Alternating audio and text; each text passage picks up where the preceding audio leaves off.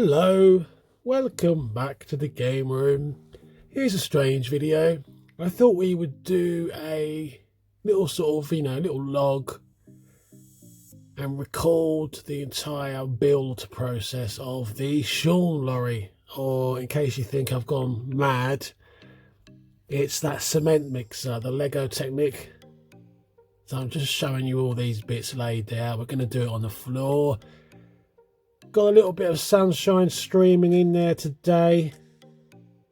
We are quite organised, and this is how far we've got. So we're kind of on the bare bones of the chassis, the beginnings of this chassis. You can see the prop shaft there, and you've got twin axle steering. So this truck is a real heavyweight. As I said in my previous pickups video, all cement mixers became known as Sean lorries when I was a kid, because I was fascinated with them. I don't know why. I really don't know why. So yeah, these are the beginnings of the pistons, shall we say. Getting the motor together, bit fiddly. Oh, as you can tell, I just thought it would be easier, in all honesty, to just to build this on the floor rather than on a table or anything else. The thing about a table is you've got to have it out all the time, haven't you? You know. So here we go. We're getting some progress here. We've got the tower gears on the go, and as you can see, we've got the little tiny sort of camshaft finished underneath, knocking the pistons up and down. So the chassis is beginning to get a bit longer. This is a really long model. It really is, folks. As you can see now, it's all joining up together. Believe me, it gets a lot more complicated. I've taken my time doing this. It's probably taken a week, maybe a little bit more. I've only really done half an hour now and then, maybe an hour. So this is a really nice little complicated bit. It's almost like a double. Oh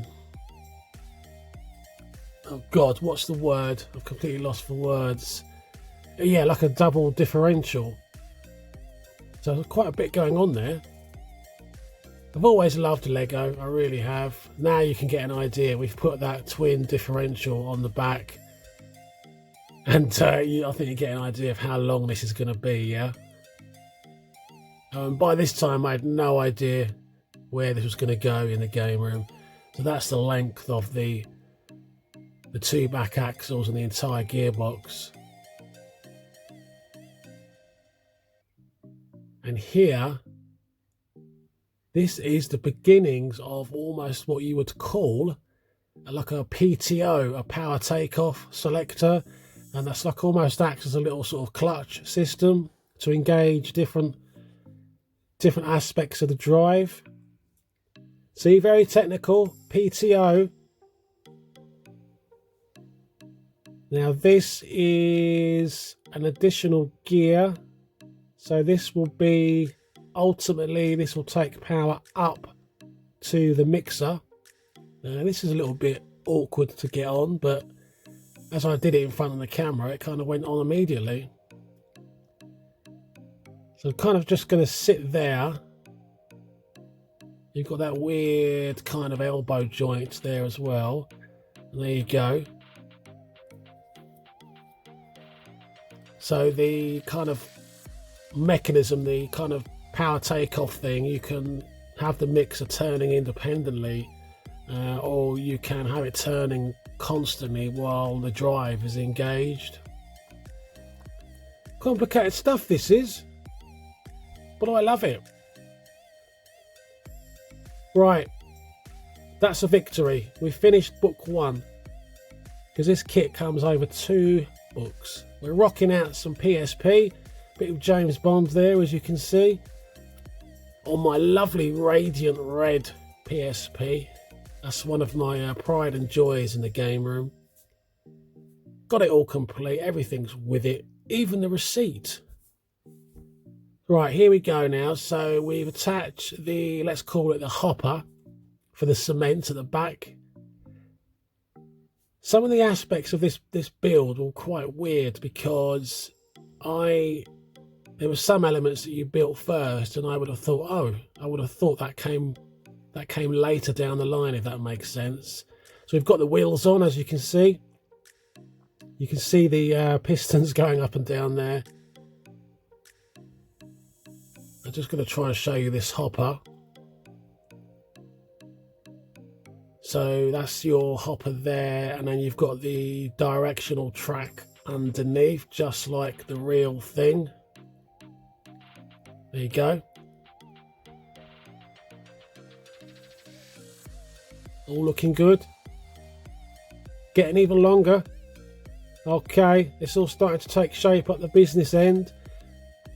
So we've got ourselves some front seats. Time to start creating the cab. Again, the steering wheel. Got a little kind of dashboard in there as well. All good stuff. Starting to take shape at the front. This has started an entire new addiction for me with Lego, I'll just say that. And my God, I do not need anything else to collect in the game room. I just do not need anything else. I'm lucky because the game room is very small, but it's tall. So I've gone all the way up to the ceiling with quite a few of my shelves. Okay, so we're gonna just attach these exhaust stacks at the back. Just trying to work out what way they go around. Yeah, the brackets go on the inside. Get it right, Sean, come on. There you go.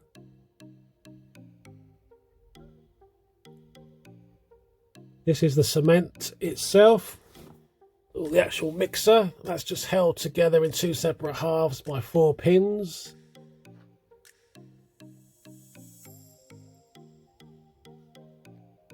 And that is going to slide onto that gear.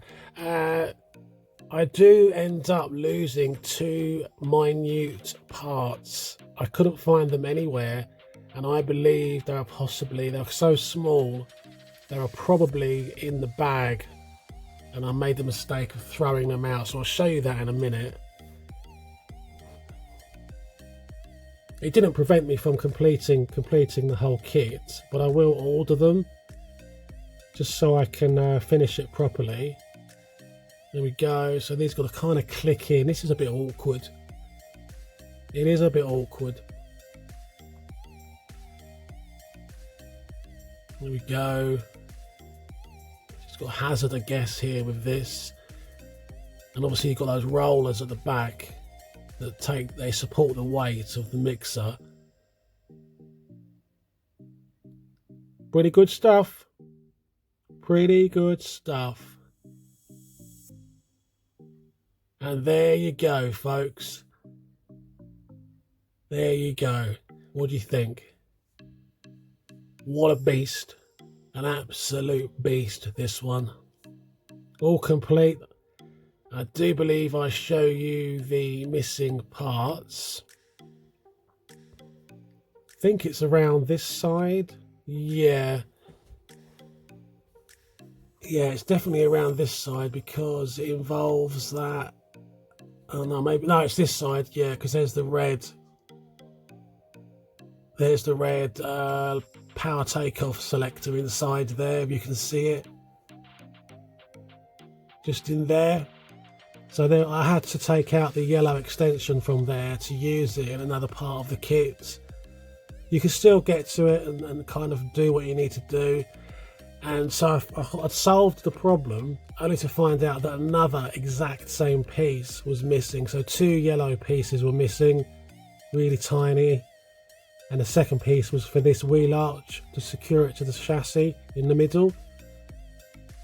So that was annoying, and the fact that I lost both indicates that they're pretty much in the bag probably, which was silly sausage. So this is one of the great features on this. You get loads and loads of parts, so you've got like Lego concrete to mix up. And because you've got like a corkscrew, as you would do in the real thing, you can actually unload all the Lego. I think that's brilliant. I think that is brilliant, guys. And obviously you can wind it back and make it more secure. So there you go. And that's where it's going to live. I found a nice place on one of the shelves. It's in front of my Monopoly collection. Things are getting a little cramped in the game room, but I am sure we will be able to cope. We can always find more room, folks. That's not a problem. So anyway, I've really enjoyed this. Really enjoyed doing this little build, and hopefully you've enjoyed watching it. Yeah, it's a different video. That's what it's all about. But all that remains for me to say is you guys take care of yourselves, and I'll see you soon. Bye-bye. Neurotic. Jumping balls.